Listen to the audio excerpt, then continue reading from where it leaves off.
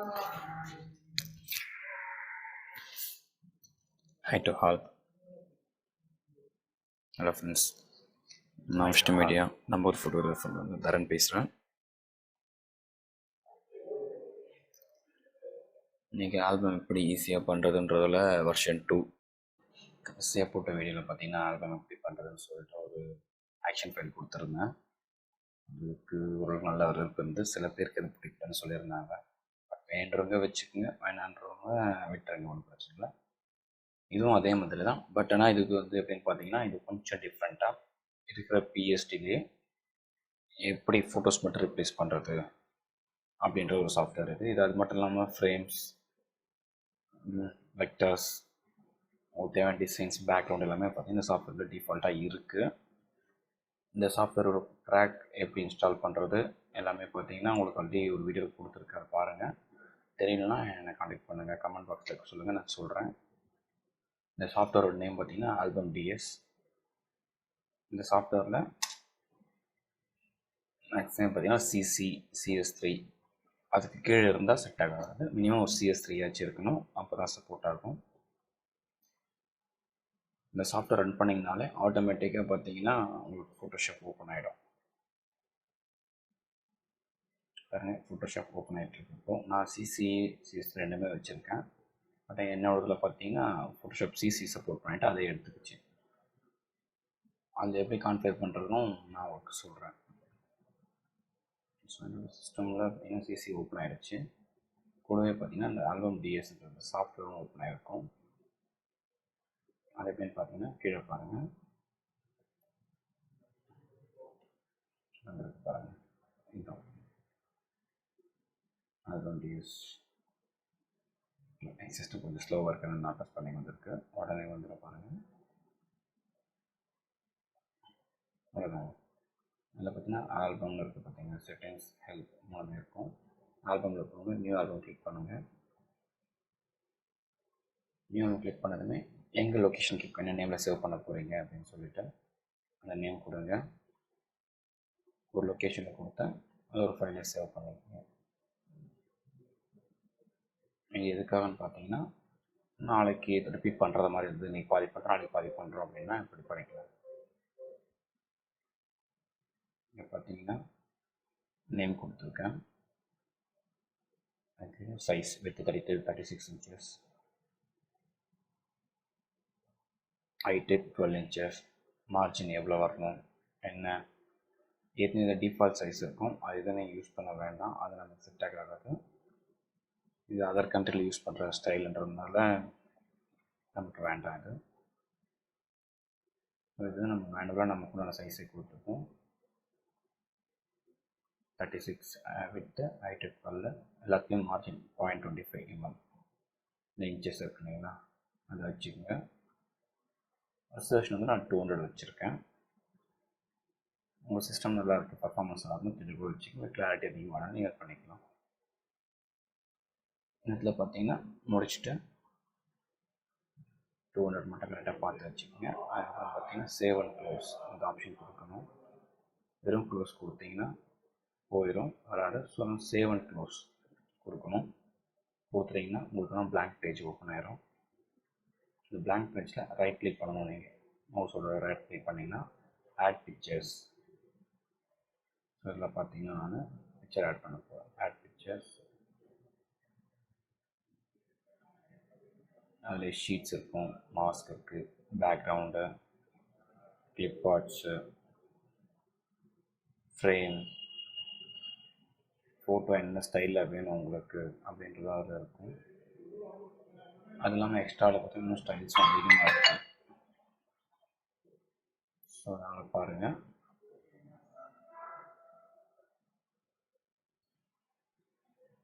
Styles இது ஃபோட்டோவோட styles ஃபோட்டோஷாப்பில் use பண்ண அந்த மாதிரி கிளிப் ஆர்ட், பேக்ரவுண்ட், ஃபோட்டோஸ். இப்போ ஆட் பிக்சர்ஸ் போகிறேன். சிம்பிளாக பண்ணுறேன். டெஸ்க்டாப் ஸ்டாண்டர்ட் போட்டு வச்சுருக்கேன். என்னோடய பிக்சர்ஸ் ஆல்ரெடி கொஞ்சமாக இருக்குது, அதை ரோல் பண்ணுறேன். ஓப்பன் கொடுத்தனா ஒவ்வொன்றா ஓப்பன் ஆகிட்டு லோட் ஆகிட்ருக்கும். இதில் பார்த்தீங்கன்னா ரைட் சைட் கார்னர் க்ரீன் கலரில் வந்துட்டுருக்கு பாருங்கள், அதுதான் லோட் ஆகிட்டு இருக்கிறது. அதில் வந்து ஷீட்டும் லோட் பண்ணலாம் நம்ம. வந்துட்டுருக்கு பார்த்தீங்களா, இந்த ஃபோட்டோ லோட் ஆகிறது. இது ஒரு ஃபைல் சப்போர்ட் ஆகுது, அதனால் வெயிட் ஆகுது. சப்போர்ட் அந்த ஃபைல் வரைக்கும் ஓப்பன் ஆகிடுச்சு. எனக்கு கிளிக் பண்ணாலே குயிக்காக ப்ரிவ்யூ ஆகும். கூட பணத்தால் மவுஸ் கசரம் கொண்டு போனால் போதும்.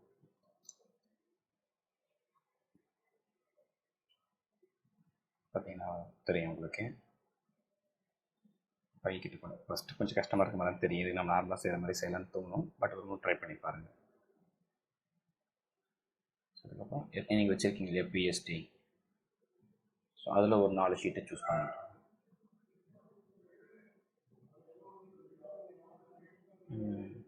இதில் பார்த்தீங்கன்னா பிஎஸ்டி மட்டும் தான் சப்போர்ட் ஆகும் உங்களுக்கு. ஒரு 5 ஷீட் இல்லை 4 ஷீட் தான் சூஸ் பண்ணியாச்சு. 4 ஷீட் சூஸ் பண்ணி நான் இப்போ ஓகே பண்ணி ஓப்பன் பண்ணியிருக்கேன். தான் ஃபோட்டோஷாப்பில் ஓப்பன் ஆகிட்டு அதுக்கப்புறம் சாஃப்ட்வேர்க்குள்ளே போய்டும் ஆட்டோமேட்டிக்காக அது.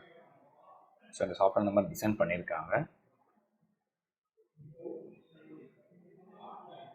கொஞ்சம் ப்ராசஸ் எடுத்துக்கும்.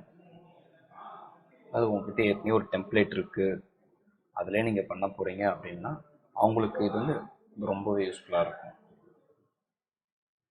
நான் ஒரு டெம்ப்ளேட் வச்சுருக்கேன், அதுக்கேற்ற மாதிரி நான் ஆல்டர் பண்ணிப்பேன். என்னோடய டெம்ப்ளேட் என்னோடய ட்ரேட்மார்க் அதுதான், என்னோடய பிராண்ட் இது தான், நான் இப்படி தான் யூஸ் பண்ணுறேன் அப்படின்ற பட்சம் பார்த்தீங்கன்னா அது மாதிரி யூஸ் பண்ணுறவங்களுக்கு இது ரொம்ப யூஸ்ஃபுல்லாக இருக்கும்.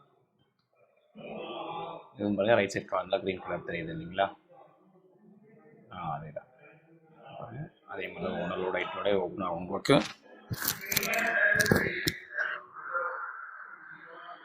ஜஸ்ட் ப்ரிவ்யூ பார்த்தீங்களா எந்தளவுக்கு குயிக் ஆகுது. ப்ரிவ்யூ பார்த்தீங்கன்னா ஜென்ரலாக இந்தளவுக்கு உங்களுக்கு பிஎஸ்டி வியூவர்லையும் கிடைக்காது, இதில் ஓப்பனாக இந்தளவுக்கு குயிக்காக வராது. ஆனால் இதில் உங்களுக்கு ஈஸியாக இருக்கும், ஃபுல் வியூ பார்க்கலாம். அவ்வளோதாங்க. எந்த ஷீட் இந்த ஷீட்டை கிளிக் பண்ணிங்கன்னா ஓப்பன் ஆகிடும் ஆட்டோமேட்டிக்காக.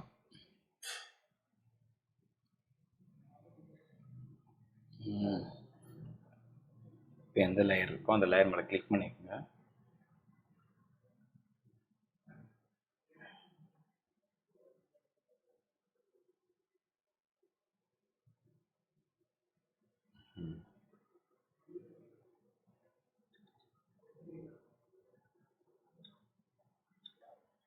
எந்த லேயர் வேணுமோ அந்த லேயரை ஃபஸ்ட்டு செலக்ட் பண்ணுங்கள். கண்ட்ரோல் பிடிச்சிட்டு செலக்ட் பண்ணிங்கன்னா அந்த செலக்ட் டூல் வந்து செலக்ட் ஆகிடும்.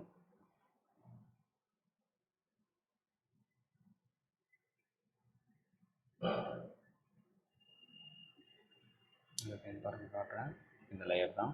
இந்த லேயரை கண்ட்ரோல் பிடிச்சிட்டு ஜஸ்ட் அந்த லேயர் மேலே கிளிக் பண்ணுறேன். லேயர் 4 நான் கிளிக் பண்ணுறேன்.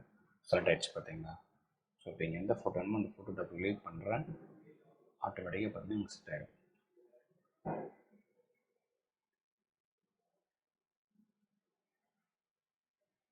ஒரே கிளிக்னாங்க அவ்வளோதாங்க.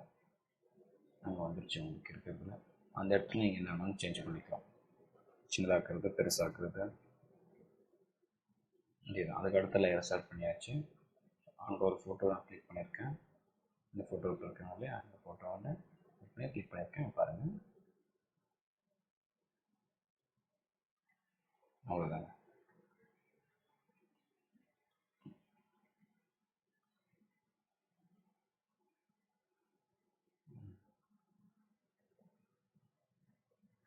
அந்த பெரிய ஃபோட்டோ இருக்குங்களா, அதை செலக்ட் பண்ணுறேன். கண்ட்ரோல் பிடிச்சிட்டு அதை செலக்ட் பண்ணியிருக்கேன். அந்த இடத்துல இந்த ஃபோட்டோ கிளிக் பண்ணுறேன்.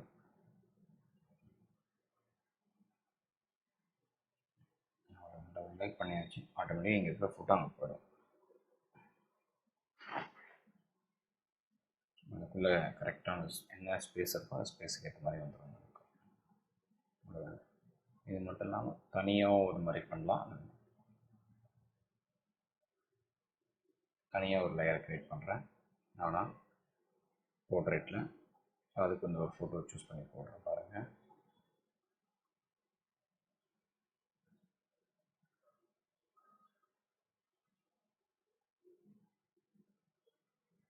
அவ்வளோதான்.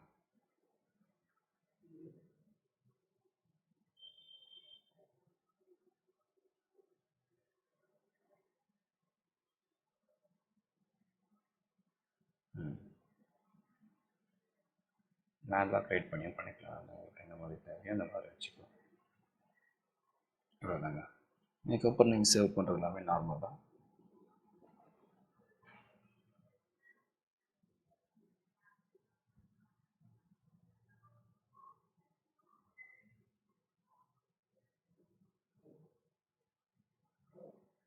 அதே மாதிரி பார்த்தீங்கன்னா யூஸ் பண்ண ஃபோட்டோ எல்லாமே பார்த்தீங்கன்னா டல் ஆகிடும், ஹைட் ஆகிட்ட மாதிரி இருக்கும், லைட்டாக டல்லாக தெரியும்.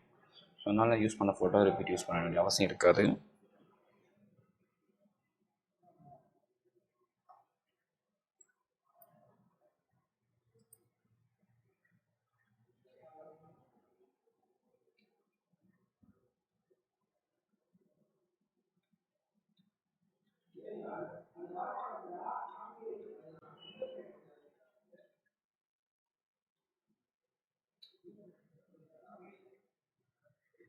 பாருங்கள், இதுவும் அதே மாதிரி தான் பண்ணியிருக்கேன். எப்படி இருந்தாலும் அந்த மாதிரி பண்ணிக்கலாம்.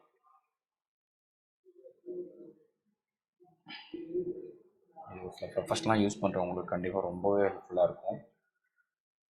உங்கள் ஸ்டுடியோவுக்கு இல்லை உங்கள் கம்பெனிக்குன்னு ஒரு பேட்டர்ன் வச்சுருப்பீங்க, அந்த பேட்டர்னில் எல்லாமே ரிப்பீட் பண்ணுறீங்க அப்படின்னா இந்த சாஃப்ட்வேர் ரொம்பவே யூஸ்ஃபுல்லாக இருக்கும்.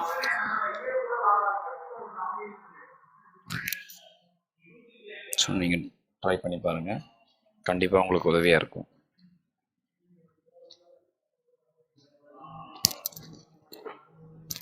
நன்றி.